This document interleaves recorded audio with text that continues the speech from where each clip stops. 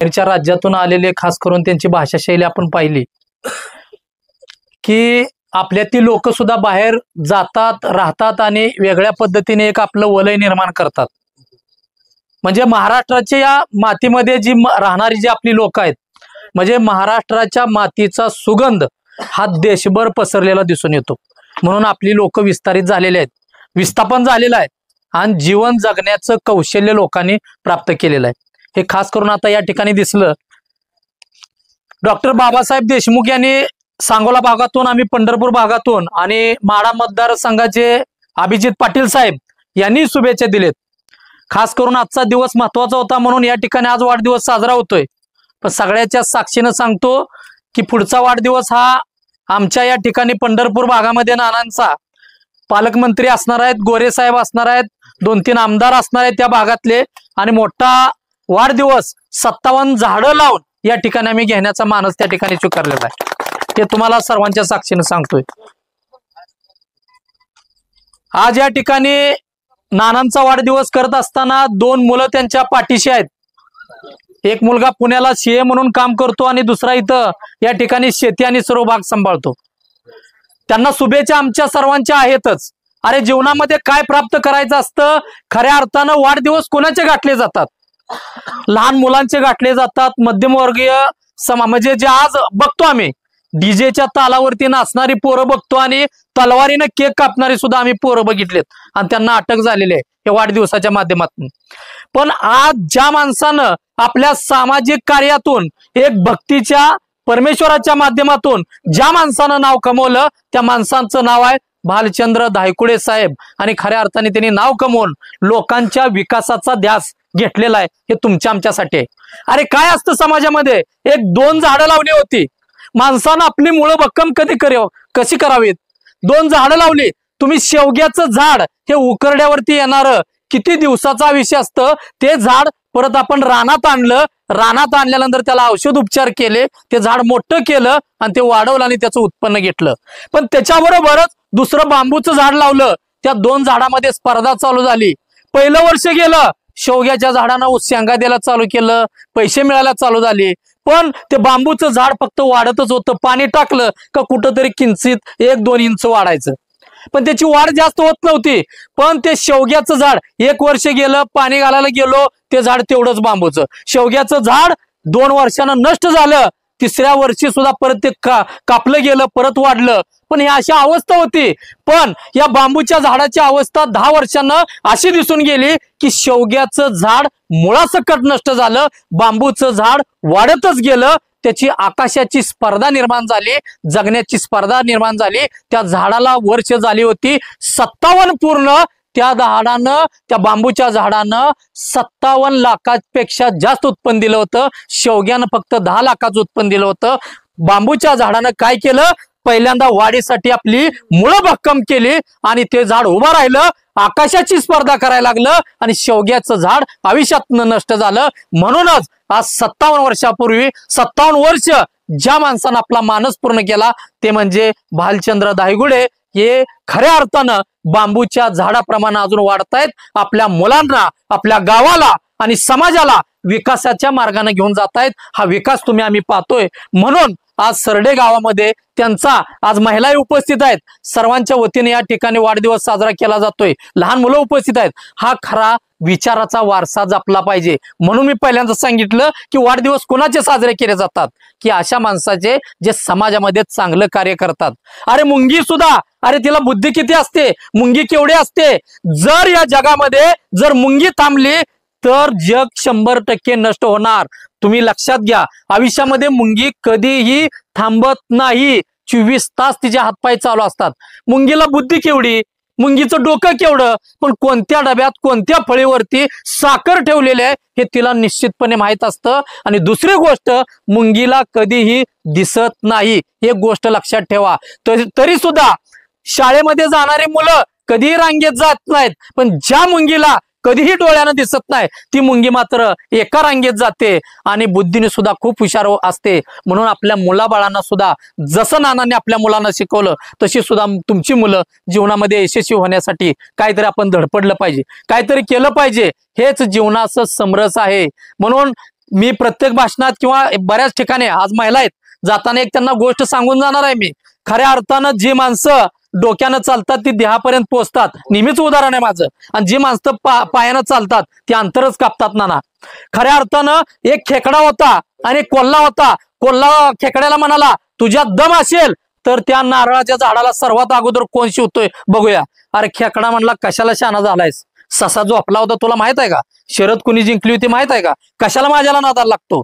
तरी सुद्धा कोल्हा ऐकायला तयार नव्हता. तुझ्यात दम आहे तर माझ्याबरोबर शर्यत ही जिंकायचीच आणि तू जिंकला तर जगात सर्वात श्रेष्ठ असतील किंवा मी असेल तर चल म्हणतो रेष मार. रेष मारली जाते, शर्यतीला सुरुवात होते. इकडं कोल्हा उभा राहतो, इकडं खेकडा उभा राहतो. स्टार्ट म्हणणार तेवढ्या खेकड्याच्या डोक्यात येतं जरा 2 मिनिटं थांब म्हणला, शर्यत तर चालू करणार आहेच पण माझी एक अट आहे, ज्या वेळेला मी स्टार्ट म्हणेन त्यावेळेला तू पाठीमागे वळून अजिबात बघायचं नाही.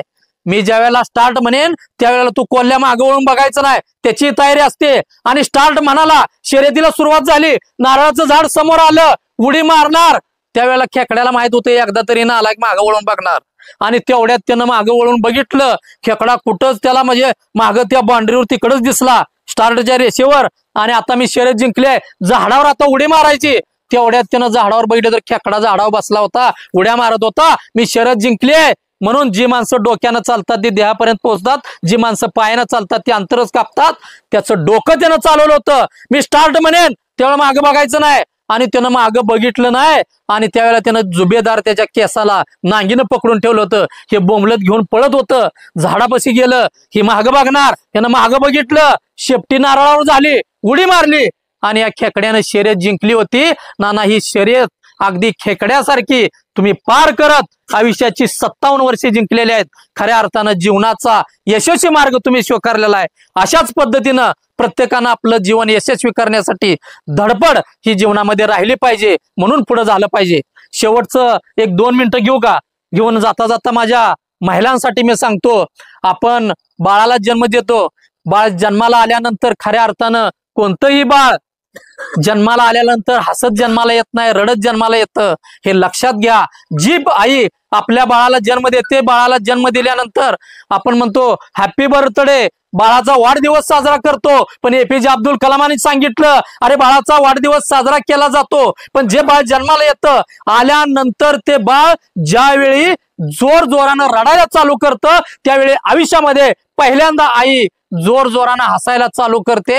आणि तेच बाळ जेव्हा मोठं होतं, ज्यावेळी त्याचा वाढदिवस साजरा केला जातो त्यावेळेला ते मात्र बाळ आयुष्यभर हसत असतं आणि जीवनभर आपली आई रडत असते.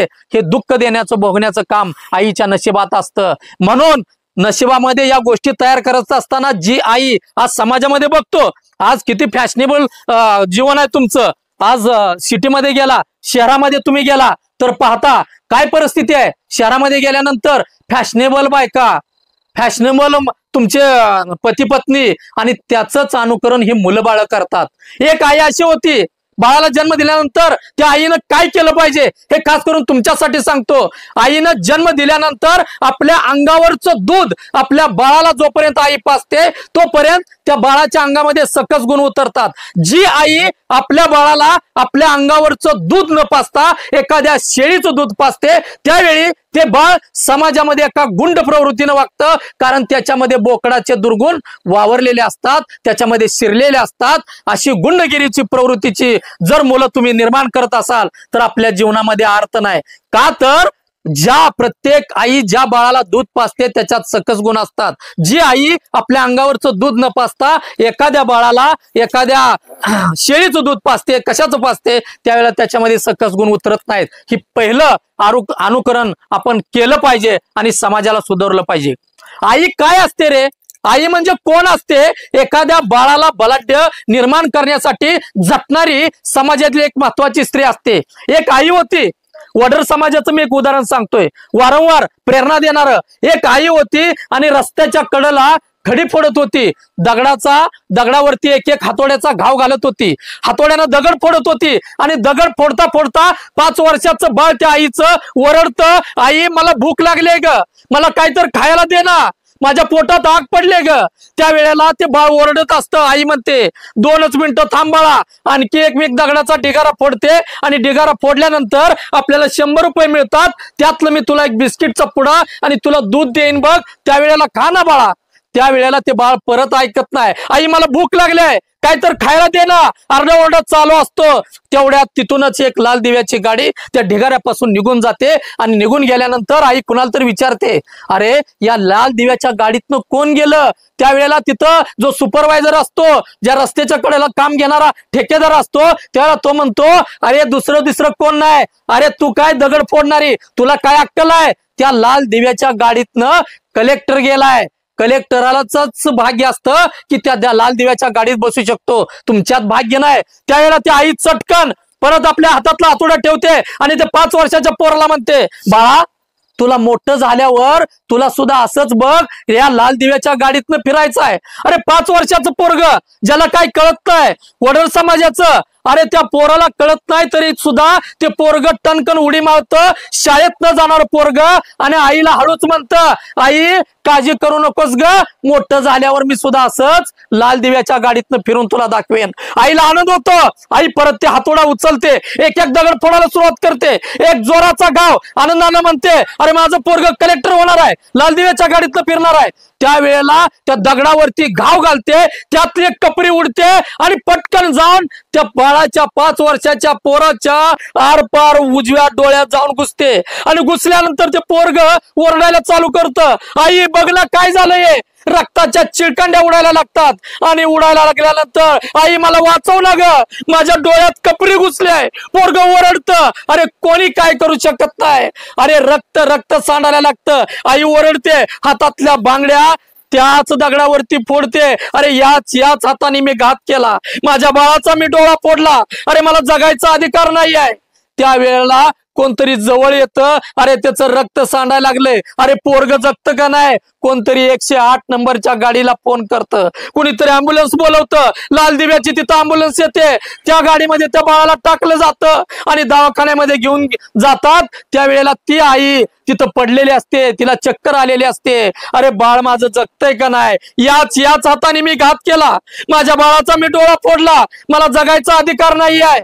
आणि दवाखान्यात त्याच आईला त्या अवस्थेत घेऊन जातात, त्या बाळाला ऍडमिट केलं जातं आणि थोड्या वेळानं ऑपरेशन होतं त्या गरीब बाळाचं, आणि कोणीतरी आत सांगितलं जातं बाहेर येऊन, बाळाचं ऑपरेशन व्यवस्थित झालंय. आईला कोणतरी येऊन सांगतं हळूच, तुमच्या बाळाचा उजवा डोळा कायमचा निकाम झालाय, त्याला आयुष्यात कधीही पाहता येणार नाही, त्याचा डोळा बाहेर पडलेला आहे. त्यावेळेला आई त्याच अवस्थेत फक्त हुंदका देत राहते. डॉक्टर हळूच आईला सांगतात, बाळाला जावा आणि त्याच्या जवळ जाऊन त्याला धीर द्या, जगण्याचा अधिकार आहे त्याला, आणि तो वाचलाय, त्याचा डोळा, त्याचा जीवही वाचलाय. डोळा गेला म्हणून काय झालं, बाळ तरी वाचलंय ना. आई हळूच त्या बाळाजवळ जाते आणि त्या बाळाला म्हणते, अरे बाळा तुझा एक डोळा आता गेला, अरे मी तुला लाल दिव्याच्या गाडीतनं फिरवणार होती, तुला मी अधिकारी करणार होती, आणि हे काय झालं र. त्यावेळेला त्या 5 वर्षाच्या पोरानं काय उत्तर द्यावं. आमचं जर पोरगा असतं तर आईला शिव्या घातल्या असत्या, तूच मला डोळा फोडलास, तूच पाप केलंयस. पण ते 5 वर्षाचं पोरग आईला म्हणतं, आई काळजी करू नकोस ग, माझा उजवा डोळा गेला म्हणून काय झालं, डाव्या डोळ्यानं सुद्धा तू खूप छान दिसतेस बघ. तू म्हणाली होतीस ना मी अधिकारी झालो पाहिजे, मी अधिकारी होणार आहे आणि मी डाव्या डोळ्यानंच तुला जग जिंकून दाखवणार आहे. तेच पोरग, मी खरी कथा मागापासून सांगतोय, बालाजी मुंजळे नावाचं पोरग जेऊरचं आंध्र प्रदेशला कलेक्टर म्हणून त्यानं पदभार घेतला. त्या पोराचं नाव आहे बालाजी मुंजळे. अशी पोरं तुम्ही तयार करा आणि अशा पोरांचं वाढदिवस घाला. समाजाला एक आदर्श म्हणून, एक व्यक्तिमत्व म्हणून जगण्याचा अधिकार. आपली पोरं दहशतवादी, गुंडगिरी, दादागिरी आणि व्यसनाच्या आहारी चाललेले आहेत, यातनं बाहेर काढा आणि खऱ्या अर्थानं जीवन जगण्याची कला त्यांच्यामध्ये संपादन करून तुम्ही महिलांना एक भगिनी म्हणून तुम्हाला मी विनंती करून या ठिकाणी सांगतो. आज या ठिकाणी पंढरपूरवरून आमची टीम आले.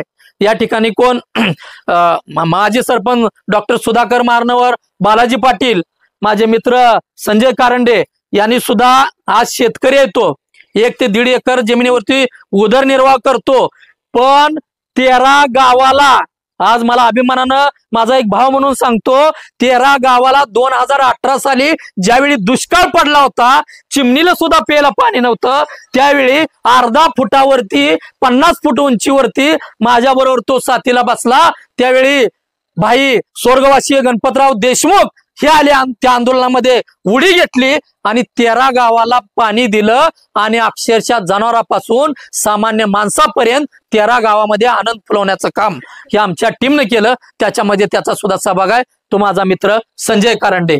म्हणून काही जरी नसलं तुमच्याकडं तर एक ताकद आणि शक्ती तुम्ही सामान्य स्वतःला समजू नका. तुमच्यात भरमसाठ शक्ती आहे, ती निर्माण करण्याची ताकद तुमच्यात आहे. आज नानांनी एवढा गोतावळा, पंढरपूर, पलटण, बऱ्याच भागातून इथं आंध्र प्रदेशवरून एक माणूस आला या ठिकाणी त्यांच्या प्रेमापोटी. अशी माणसं जीवाभावाची जपा. निश्चितपणे नाना या ठिकाणी पुढे भविष्यामध्ये तुम्हाला या वाढदिवसाच्या शुभेच्छा देतो आणि थांबतो. धन्यवाद.